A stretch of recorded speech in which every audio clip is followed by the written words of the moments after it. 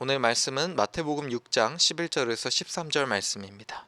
마태복음 6장 11절에서 13절 말씀입니다.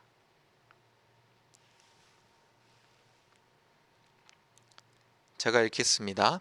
오늘 우리에게 일용할 양식을 주시옵고 우리가 우리에게 죄 지은 자를 사하여 준 것 같이 우리의 죄를 사하여 주시옵고 우리를 시험에 들게 하지 마시옵고 다만 악에서 구하시옵소서. 나라와 권세와 영광이 아버지께 영원히 싸움나이다. 아멘. 네.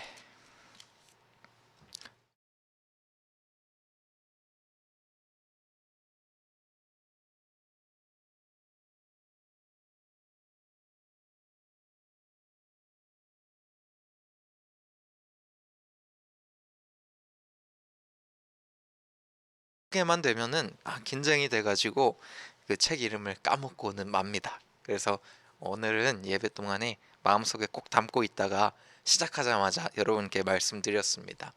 그래서 J.D. 그리어 목사님의 기도 원저라는 책입니다. 그래서 이 기도 원저라는 책을 통해서 우리가 참 많은 것을 배웠습니다. 우리의 기도는 왜 응답받지 못할까 하는 그런 의문에 대해서 답을 하기도 했고, 그럼에도 불구하고 왜 응답받지 못할까?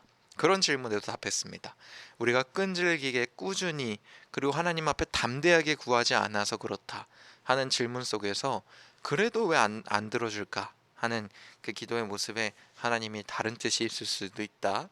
우리가 아직 때가 아닐 수 있다 하는 여러 가지 답들에 대해서도 나눴었고, 그리고 기도의 태도에 관해서도 나눴었고, 그리고 기도를 어떻게 시작해야 되는가에 대해서 우리가 나눌 때는 오늘 함께 묵상할 주기도문의 말씀의 첫 부분을 보면서 하나님의 나라를 선포하고 주님의 하나님께 목적과 목표를 세워두고 주님의 나라를 세워가는 기도, 주님만을 갈망하는 기도로 이 기도를 시작하라고 여러분들께 말씀드리고 우리가 그 말씀 함께 나눴습니다. 오늘의 말씀은 그 이후에 나오는 말씀들인데요. 이 주기도문을 통하여서 이 주기도문이 J.D. 그리어 목사님께서는 이것이 예수님께서 하신 기도라기보다는 사실은 예수님께서 우리에게 알려주신 기도의 모델이 되는 것이다 하는 것을 강조해 주셨어요. 그래서 오늘 말씀과 같이 우리의 죄를 사하여 주시옵고 하는 말씀은 사실은 예수님께는 필요 없는 말씀입니다. 예수님은 죄의 용서가 필요가 없으시죠. 그런데 예수님께서 특별히 그 말씀을 기도로 언급하신 것은 우리 모두가 그것을 듣고 그렇게 기도하기를 원하신다는 그분의 마음이 담겨져 있다는 것이죠. 그래서 오늘도 이 한 문장 한 문장을 이렇게 뜯어보면서 이 말씀 속에 담긴 예수님의 기도의 모델을 우리가 좀 깨닫기를 원합니다. 첫 번째는 우리에게 일용할 양식을 주시옵고 하는 말씀입니다. 오늘 말씀 속에 우리에게 일용할 양식을 주시옵고 하는 기도의 제목이 있는데, 이것이 지금 사실은 우리는 부족함 없이 살고 있기 때문에 이 일용할 양식을 주시옵고 하는 기도가 우리에게 크게 와닿지 않을 수도 있습니다. 우리가 주님 두루마리 휴지가 내일도 있게 하시고, 주님 우리가 치약이 내일도 주님 풍성하게 해주시옵소서 하는 기도를 하시는 분은 사실은 많이 없죠. 그래서 사실 우리 인생에서는 물론 지금도 부족함이 있고 내가 조금 더 필요하다 하는 마음을 가지시는 분들이 있으실 수는 있지만은 사실은 우리가 주님께서 부어주신 큰 축복 안에 살고 있습니다. 하나님께서 우리에게 안락함을 주셨고 그 안에서 평안할 수 있는 힘을 주셨는데, 그런데 그런 안락함이 우리가 자족하고 자율적으로 살아갈 수 있는 존재라는 그런 기만에 빠뜨리게 할 수 있다는 것을 우리가 기억하여야 됩니다. 그래서 이 일용할 양식을 주시옵고 하는 것이 기본적으로 우리에게 이야기하고 있는 것이 무엇이냐면 우리가 매 순간 매일 하나님의 도우심이 필요하다는 고백입니다. 이 일용할 양식은 헬라어로는 오늘의 빵이라는 단어입니다. 데일리 브레드 이렇게 하는 걸로 기억을 하는데, 오늘의 빵을 이제 헬라어로 이야기를 한 것입니다. 그래서 이 오늘의 빵이라는 것을 우리가 예수님께서 왜 그 단어를 썼을까 하고 생각을 해보면은 첫 번째로는 무엇을 의미하냐면 그 당시에 이스라엘 민족들에게 빵이라는 것이 굉장한 그냥 일상적인 주식이잖아요. 그래서 아마도 예수님께서 어려운 것을 하나님 앞에 간구하는 것은 물론이지만 기본적인 요소들 안에서도 내가 하나님 그분을 당신을 의지합니다 하는 고백이 되기를 원하셨던 것 같아요. 그래서 우리가 기도를 할 때 하나님 앞에 우리가 어떤 것을 의지해야 하는가? 물론 우리는 주님 앞에 필요하고 주님께 간구하는 것에서 내 인생에서 그게 진짜 필요한 것이라고 생각하지만은 이 일용할 양식을 주시옵고 하는 고백 속에 담겨져 있는 것은 무엇이냐면 사실은 인생의 모든 부분에서 하나님께서 필요하다는 거예요. 인생의 모든 부분, 정말 단순하고 간단하고 평범한 순간 속에서도 하나님께서 우리에게 그것을 주어 주신 것이고 주님 없으면 우리가 그런 것들을 누릴 수 없다는 것을 우리가 기억해야 하는 것입니다. 그래서 이 빵의 두 번째 의미는 하나님께서 우리에게 출애굽 사건을 떠오르게 하는 거예요. 이스라엘 민족들은 매일의 빵, 매일매일의 빵을 우리에게 주시옵고 하는 기도를 하면 누구든지 출애굽하고 광야에서 사는 시기를 기억해냈을 것입니다. 왜냐하면 이스라엘 민족들은 정말로 오랫동안 여러 가지 명절을 지내면서 출애굽 시기를 기억했거든요. 그 시기에 하나님께서는 그들에게 만나를 주셨습니다. 만나를 주셨을 때는 그 만나는 매일매일 하나님께서 아침에 내려주신 것이요. 그것을 이틀치를 챙기면 그 다음날 이틀치 챙긴 것이 썩어버려서 그 다음날 다시 나가서 다시 챙겼어야 됐어요. 하나님께서 매일같이 일용할 양식을 그들에게 줘서 그들이 그것을 의지할 때였습니다. 그래서 하나님께서는 이 이스라엘 민족들에게 출애굽 시기를 기억하게 하셔서 너희가 인생에서 가장 기본적인 부분까지도 하나님께 의지하고 주님께 공급받던 그 시기를 기억하면서 하나님께 기도하라는 그런 예수님의 말씀이 담겨져 있는 것입니다. 여러분, 여러분 인생에서 태어날 때부터 딱딱한 음식을 먹으신 분이 계신가요? 태어날 때부터 말을 하고 걸을 수 있고 뭐든지 할 수 있던 분이 계셔서요. 우리가 살아가는 이 인생은 사실은 어, 아기를 보면 다른 동물들에 비해서 굉장히 무능력합니다. 아이들이 가까운 거리밖에 보지 못하고 또 굉장히 부드러운 몸의 약한 부분들이 그대로 있는 채로 태어나게 되는데 인간의 존재가 굉장히 무력하게 태어나요. 무력한 시작 속에서 부모님이나 여러 가지 사람들을 만나서 그들이 어떤 점점 능력을 발달시키게 되고 조금이라도 자신의 삶을 유지할 수 있는 단계까지 성장하게 됩니다. 그런 우리의 존재를 돌아봤을 때 우리가 어, 물론 하나님께서 내일을 제공해 주시고 매일매일 일용할 양식을 주시는 분이시니까 그분께 의지하라 이 말이 그러면 우리가 내일을 계획하지 말고 뭐 그냥 오늘만 열심히 살면 되느냐 아니면은 반대로 완전히 극으로 치달아 가지고 우리가 내일 일을 모르니까 지금 저축을 막 해놓고 준비를 해야 되느냐 이런 식으로 해석할 수도 있겠는데 사실 나에게 우리에게 일용할 양식을 주시옵고 하는 기도 속에는 그 모든 것의 궁극적인 근원이신 하나님을 기억하라는 그런 기도의 메시지가 담겨져 있는 것입니다. 우리가 무력한 존재로 태어났습니다. 그 속에서는 여러 사람들의 키워냄이 있었고 사랑이 있었고 관심이 있었습니다. 그 관심과 사랑 속에서 우리가 세워지게 되는 모든 과정 속에서 부모님의 사랑과 부모님의 관심뿐만 있었던 것이 아니라 하나님의 계획이 있었고 그분의 사랑하심이 있었고 그분의 능력이 있었습니다. 여러분들은 궁극적으로 하나님께 체험받는 사람들입니다. 그래서 여러분들 정말 궁극적인 공급자이신 하나님을 바라보는 기도를 하시길 바랍니다. 인생의 사소한 것도 하나님께서 나에게 주신 것이다 생각하면 인생의 사소한 것을 우리가 소중히 여길 수 있게 되고 그것을 감사할 수 있게 되는 마음이 있어요. 그래서 궁극적으로 우리에게 공급을 해주신 공급자이신 하나님을 우리가 기억해야 하는 기도가 바로 오늘 우리에게 일용할 양식을 주시옵고 하는 기도입니다.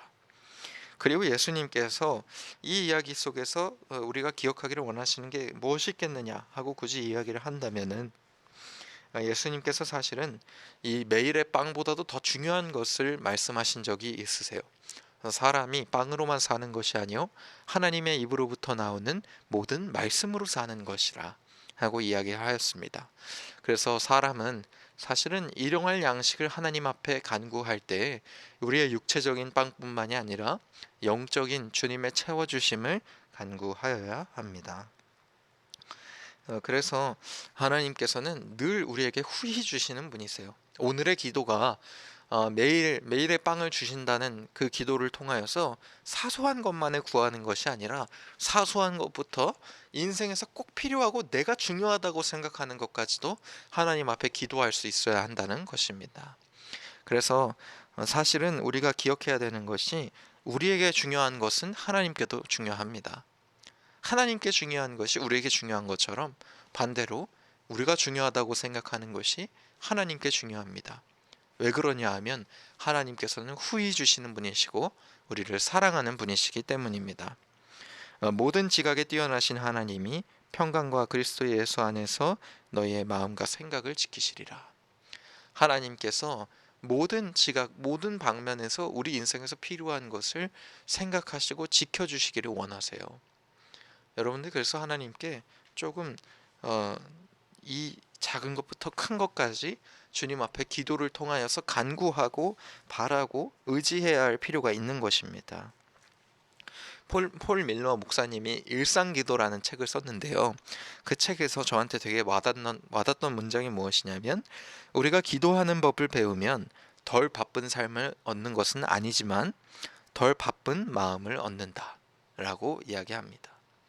그래서 하나님께서 기꺼이 공급해 주시는 삶을 살면 사실 우리 인생에서 크게 변하는 것이 없을 수 있습니다. 그렇지만 우리 자신이 변하게 될 것입니다. 그것을 해낼 수 있는 능력을 하나님께 받게 될 것이요, 그것을 해내고 그것을 얻은 것의 모든 궁극적인 공급자이신 하나님을 깨닫게 되는 것입니다. 그래서 여러분들, 오늘 우리에게 일용할 양식을 주시옵고 매일의 빵을 주님 주십시오 하는 기도 속에서 작은 인생의 요소들부터 방대하고 담대한 것까지도 주님 앞에 강하게 간구하시는 여러분이 되시길 바랍니다. 두 번째로는 우리 죄를 사하여 주시옵고 하는 말씀입니다. 그래서 우리 죄를 사하여 주시옵고 하는 말씀은 사실은 우리가 죄를 많이 지었고 죄를 지을 수밖에 없는 존재니까 우리를 원망하지 말아 주십시오 하는 기도는 아닙니다. 사실 하나님께서 우리 인생에서 가장 궁극적인 필요를 채워주셨다는 것을 의미합니다. 그것이 무엇이냐면 바로 용서입니다. 우리는 기도 중에 죄를 고백하면서 두 가지 함정에 빠지곤 합니다. 우리가 모두 기도할 때 우리의 죄를 고백해야 한다는 것을 알죠. 누구든지 대표 기도를 하면 늘 죄에 대한 부분들을 포함하고는 합니다. 그런데 어떤 사람들은 그 죄를 구체적으로 떠올리지 않는 사람들이 있어요. 내가 주님 앞에 죄를 고백하기는 하지만은 하나님 앞에 내가 언제 빼고 주님 앞에 그렇게 욕먹을 것이 있겠는가? 이런 거는 다른 사람도 하는 건데 하면서 죄를 제대로 떠올리지 않거나, 아니면 반대로 죄를 떠올리면서 이렇게 내가 수치스럽게도 죄를 많이 지었는데 하나님께서 과연 나를 용서해 주실 것인가 하는 그런 두 가지 생각에 빠지게 됩니다. 첫 번째 생각, 자신이 너무 대단해서 용서가 필요 없다고 생각하는 것은 하나님 앞의 교만입니다. 두 번째 생각, 내가 형편없어서 정말로 하나님께서 나를 용서하실까 하는 생각은 불신입니다. 불신. 그래서 우리가 죄를 고백하면서 교만과 불신의 함정에 빠지기가 쉬운데, 사실은 우리가 죄를 고백하면서 깨달아야 하는 것이 정말로 무엇이냐면, 죄를 고백하면 고백할수록 내 죄가 크면 클수록 그분의 자비는 더욱더 크다 하는 것을 우리가 기억해야 합니다. 하나님께서 오늘 우리의 죄를 고백하면서 깨닫기를 원하시는 것은 그분의 은혜예요. 그분의 사랑입니다. 그래서 우리가 그래서 우리가 죄를 정말 구체적으로 그리고 확실하게 고백할 필요가 있어요. 주님 앞에 우리가 제대로 회개해야 합니다. 그래야지만 죄의 힘이 우리에게 영향을 끼치지 않습니다. 죄는 곰팡이와 같아서 빛이 있는 곳에서는 힘을 못 쓰고 어둠이 있는 곳에서 점점 퍼지는 법입니다. 우리가 죄를 고백하는 이유는 수치심에 사무쳐서 주님을 불신하기 위함이 아니고, 그리고 죄를 아예 고백 안 해서 난 대단해 하고 교만할 이유도 아닙니다. 우리가 주님 앞에 죄를 고백하는 이유는 주님께서 그 죄를 해결해 주실 것이요, 우리를 용서해 주실 것이요, 죄를 고백할수록 우리를 향한 그분의 사랑이 더욱더 커지기 때문입니다. 그래서 우리가 죄를 구체적으로 고백하고 변명의 여지가 없음을 하나님 앞에 인정해야 합니다. 죄는 착오나 실수가 아닙니다. 죄는 고의적이고 지독한 부패입니다. 그것이 얼마나 지독하냐면 하나님께서 그 아들을 우리의 죄를 해결하기 위해서 그 아들을 바치셔서 그분의 목숨을 버려야지만 그 죄를 해결할 수 있을 정도로 그 죄가 지독해요. 그 지독한 것을 품고 있으면 있을수록 우리에게 해가 되는 것입니다. 우리가 예를 들어서 우리 몸에 있는 결석을 남들에게 보이기 창피하다고 계속 품고 있다고 생각을 해보세요. 결석이 계속 성장해서 우리를 고통스럽게 하고 우리의 존재를, 우리의 생명을 위협하게 될 것입니다. 그 결석을 꺼내고 그것이 내 생활의 악습의 상징이 될지라도 그걸 꺼내서 해결해야지만이 우리가 그 사람을 잘했다라고 이야기할 수 있을 것 같아요. 우리가 주님 앞에 죄를 보는 관점이 무엇입니까? 우리의 죄가 드러나게 되면 죄의 힘은 더 이상 나를 지배하지 못하고 우리는 예수님 앞에서 용서받는 것입니다. 우리의 죄를 사하여 주시옵소서 하는 주님 앞에 이 기도가 예수님을 향한 우리의 사랑을 더욱더 자라게 만드는 것입니다. 우리의 죄의 깊이를 이해할수록 그분의 사랑의 크기는 더욱더 커지게 됩니다. 죄의 깊이가 깊어질수록 그분의 사랑이 더욱더 크다는 것을 우리가 깨닫게 돼요. 주님 앞에 죄를 구체적으로 고백해 보십시오. 그러면 주님의 사랑이 느껴질 것입니다. 찰스 시미언이라는 설교자는 이것을 아래로 성장하기라고 불렀습니다. 우리가 그 십자가 발치에 점점 겸손하게 우리의 죄를 고백하고 아래로 내려갈수록 그분의 깊은 사랑을 더욱더 느끼게 된다는 것이죠. 그래서 우리를 아래로 까내리는 것 같지만 깊은 하나님의 바다에 빠지는 거라고 여러분들 생각하셨으면 좋겠습니다. 그리고 오늘 보는 그분의 말씀의 원리를 한번 보십시오. 우리가 우리에게 죄 지은 자를 사하여 준 것 같이 우리 죄를 사하여 주시옵고, 이렇게 이야기했습니다. 우리가 우리의 죄 지은 자를 사하여 준 것 같이 우리 죄를 사하여 주시옵소서. 얼마나 큰 죄를 지었는지를 우리가 깨달으면 남들을 향한 연민도 생기게 됩니다. 이것은 하나님께서 너희가 남들을 용서해야 너희도 용서받는다, 이렇게 이야기한 게 아니고요. 너희가 너희를 향한 그분의 은혜를 이해해야 너희도 남들에게 그 은혜를 베풀게 된다 라는 의미로 주님께서 말씀하신 것입니다. 은혜를 이해한다면 우리가 남들에게 은혜를 베풀 수 있습니다. 용서는 인간의 힘으로 가능한 것이 아닙니다. 용서는 정말로 우리가 어려운 것이요, 우리가 용서를 할 수 있다고 생각하는 이유 중에 하나는 무엇이냐면 우리가 남들에게 그것을 지적하고 묵인해 버리는 것을 용서로 여기기 때문이에요. 내가 더 이상 쟤한테 말하지 않는다, 내가 더 이상 그것을 언급하지 않는다, 이것을 우리가 용서로 여겨요. 하지만 용서는 그것보다는 더욱더 큰 것입니다. 원한이나 분노를 품지 않는 것이요, 그를 진심으로 사랑하는 것이죠. 그것의 시작은 어디서부터 시작하냐면 바로 우리가 복음의 능력을 경험하는 것에서부터 시작합니다. 우리가 그리스도인이라고 이야기하면서 남들을 용서하지 못한다면 우리가 아직 복음의 능력을 경험하지 못했을 수 있는 것입니다. 그래서 우리의 잘못을 조금 우리가 조금 이 용서 앞에서 조금 그 하나님의 은혜를 먼저 이해할 필요가 있습니다. 그래서 나의 죄를 사하여 주시옵고 하는 그 기도 속에서는 먼저 우리가 복음의 그 놀라운 능력을 경험하기를 원하는 우리의 마음이 반영되어 주님 앞에 기도를 드려야 하는 것입니다. 내가 주님께 깊은 은혜로 용서를 받았기 때문에 주님 앞에 죄를 고백하고 내가 주님의 그 깊은 사랑을 경험했기 때문에 남들에게 그 깊은 사랑을 보여줄 수 있고 그 은혜를 펼쳐 보일 수 있다는 것을 여러분 기억하시길 바랍니다. 그 다음에 시험에 들게 하지 마옵소서 하는 말씀이 있는데, 시험에 들게 하지 마옵시고 다만 악에서 구하시옵소서 하는 것은 우리 인간의 죄성에 대한 이야기입니다.